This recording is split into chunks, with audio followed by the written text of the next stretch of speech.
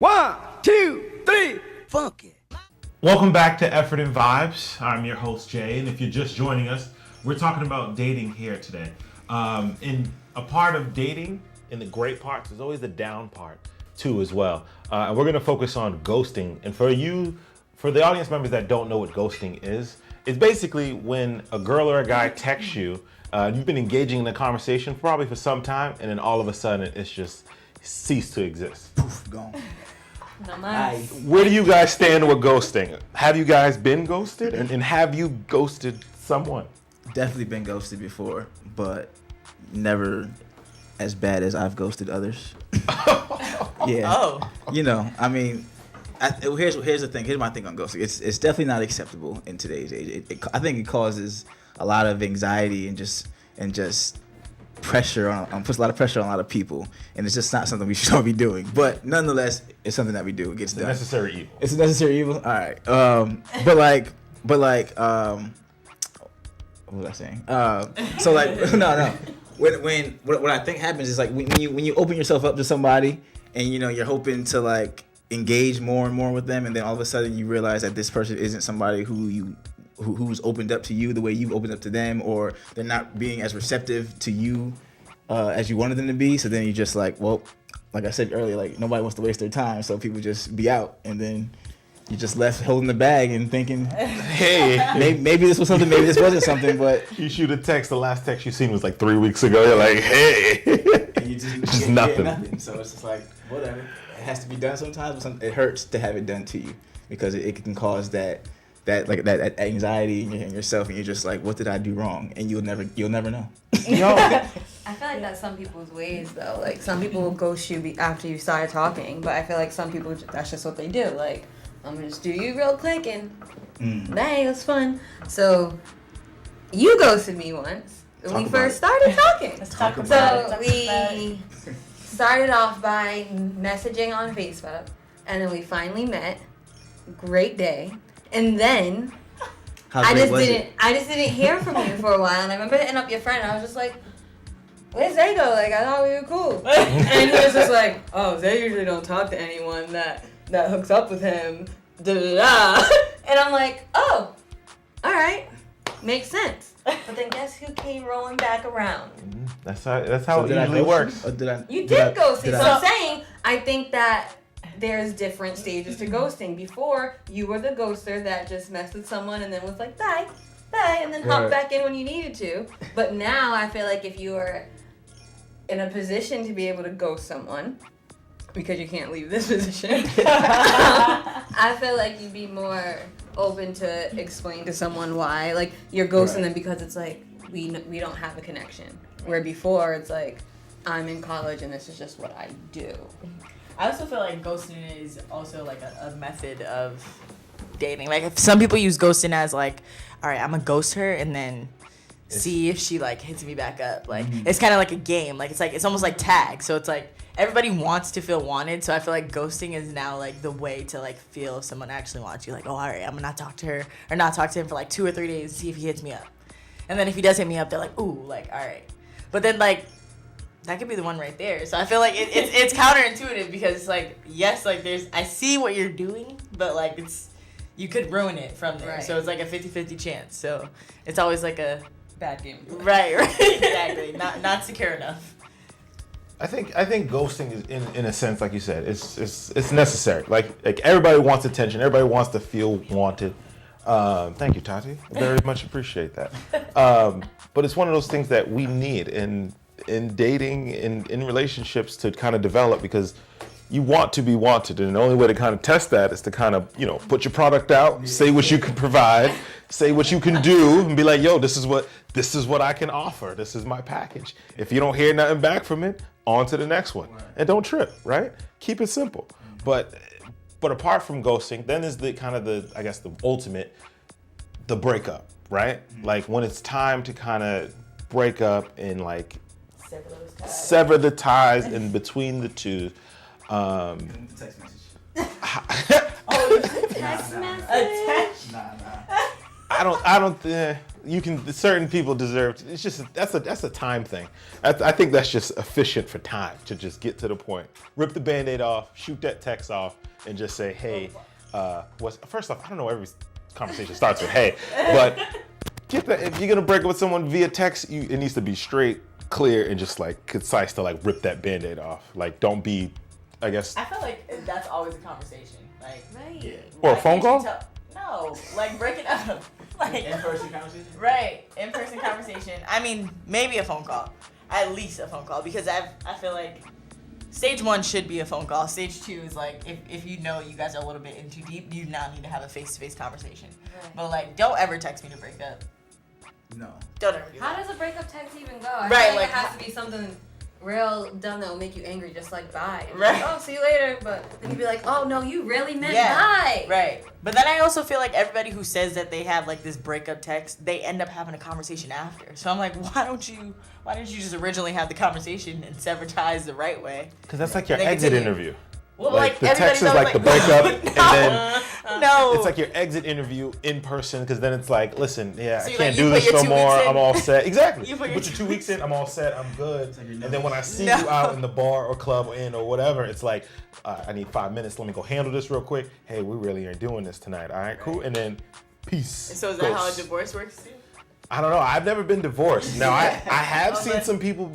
I'm like, as we're getting older, things start to change, right? New experiences start to happen, and when people are getting divorced, it's different because they have way more pieces to kind of break apart and kind of come together. However, I believe that can still be somewhat like reasonable. It doesn't have to always.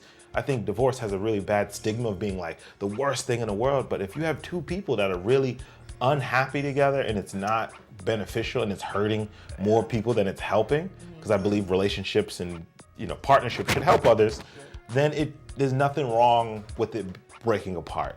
I think divorces have that bad stigma solely because like a lot of them I feel like majority of them stem from lack of communication. Like I feel like a lot of people end up like a lot of the people who I know who've been divorced, when the conversations that I'm hearing, it's just like there was no communication in the beginning of the relationship, and because of that it like was built up. Like in any scenario, like kids, another person, like in every scenario it just boils down to like communication. But I feel like the divorces that like are communicated well, we don't hear much about. So you just get that first like, oh, divorce? Oh, you're getting divorced? Like, why are you getting divorced? Da, da, da. But there's definitely people out there who... It's like a disease. But yeah, true. But there's also people who like sever it the right way though. Like I know there's people out there who are able to get a divorce, have that communication, still like co-parenting, things like that. So I think it's just because of that, the light that divorce is always shedding, it looks bad, but I know there's definitely a good way to do that. I think it depends on the type of breakup at the end of the day. Like, I think it was like 50% of breakups or divorces end because somebody cheated, right? So like if you're getting cheated on, then it's like chances are it's gonna be a bad breakup or divorce. Once you get over the initial emotion and the distraught of the action that's brought you to this point, then two adults can sit down, have a conversation, and end something amicably, I believe. But it doesn't always happen that way. Sometimes you gotta go left eye, right? Sometimes you gotta go. Sometimes you gotta burn the clothes and set the car on fire and all that. But after that, then it's like, all right, we done. That was a wild thing I seen as a kid. I was like, seeing her burn his house, I was like, Jesus. I was like, Would you rather do that or ghost or get ghosted? You know what I'm saying? Oh, that's a good idea. All on right. the other side of it though, like I feel like breakups come in stages. Like first you're crazy depressed, Right. then you're angry, and then you're like bitter. But then after you get over that, it's like, I'm all right. Hashtag I can get back out here. Hashtag lemonade. Before we move on you actually touched on a good point, Tati, of getting back on the scene. But we won't get into that just yet. Let us take a quick break, and we'll be back after these messages. 1, 2, 3, funk it. Welcome back, y'all, to Effort and Vibes. If you're just joining us, we're talking about dating. In specific with dating comes that kind of divorce period, and after that period, there's people that get back out there. And I kind of want to share with the group, getting back out on the scene after you actually, not just been married, but a long-term relationship. Kind of what advice could you give the viewers as far as getting back out on the scene? Just do it. Put yourself in a position to win, you know? So what I would do is like, what's that? How Stella got a group back. She went to Jamaica, got a little young Jamaican boy. Young Jamaican boy. So like, I think couples trips are fun. They work. So like, say you got like some friends who are in couples, or some friends who are couples, and then they invite you on a trip, and then you invite like their single friend, and another couple invites their single friends, and you guys are all there mingling, and you get to spend some time with somebody, and really just shoot your shot and see if it works, and you're in paradise. So it's like environment. It's like you're in a paradise like environment. So it's like it could work, and if it doesn't work, you'll see very quickly why it doesn't work, because I mean nothing else could be more beautiful than where you are. If you're like in Jamaica or something, and it's like this person's a lame, this person's a lame. You know what I'm saying? If you're a lame in Jamaica, you're definitely going to be a lame in Boston. So it's like, right. I think that'll just be like a fun thing to do. Like if you want to get back out there, just like, go on a couples trip with some of your, friends who are in relationships, and then have them invite some other singles, and then see what happens. Yep. I feel like my advice would probably just be stay open. Because I mean, everything's going to come with trials and tribulations. So I think on top of that, to meet people, Zay's definitely had the right way. Like, because I know, there's a lot of people who don't feel comfortable being on social media, meeting people on social media, doing that kind of like Tinder thing. So that definitely gonna be the best way. And like you said, last episode we were talking about putting your friends in the right situation. So you might even have something already thought out. But I think definitely stay open to that. If it's something that you're looking for, just be open. And then for me, I would say don't compare yourself to your previous relationship, to your friend's relationship, or anything else that you're looking at. Just take a fresh approach and be open, like everyone else is saying. And again, just don't compare yourself, because you're never going to be just like that other person. The relationship's never going to look the same as that relationship goal that you're looking at. So just be free. Be open, be free, always be willing to accept what may be out there.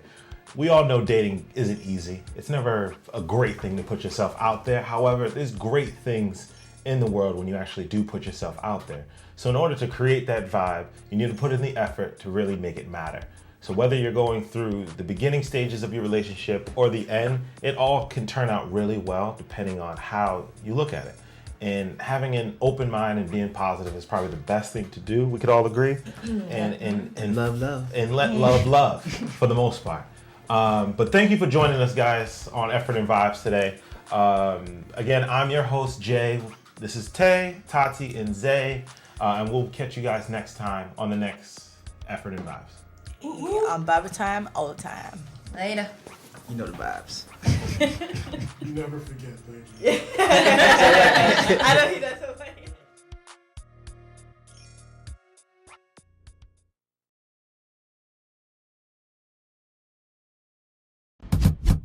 What's going on, party people? It's yours truly, Dr. Brooks the Barber, MD, coming out of Boston, Massachusetts, owner operator of the private office barbershop, TPOB. Just letting y'all know I'm definitely going to be one of the contestants on the online barber championship tournament. And I come to put in some work. I come to put the smash on for the online folks, for everybody watching. And I'm definitely going to put it down. Whoever's competing against your boy, you better be ready to put in some work, because I'm definitely about to put in some work. I want it all. Just get ready to cut me that check. Don't forget, it's the private office barbershop. Yours truly, Dr. Books the Barber.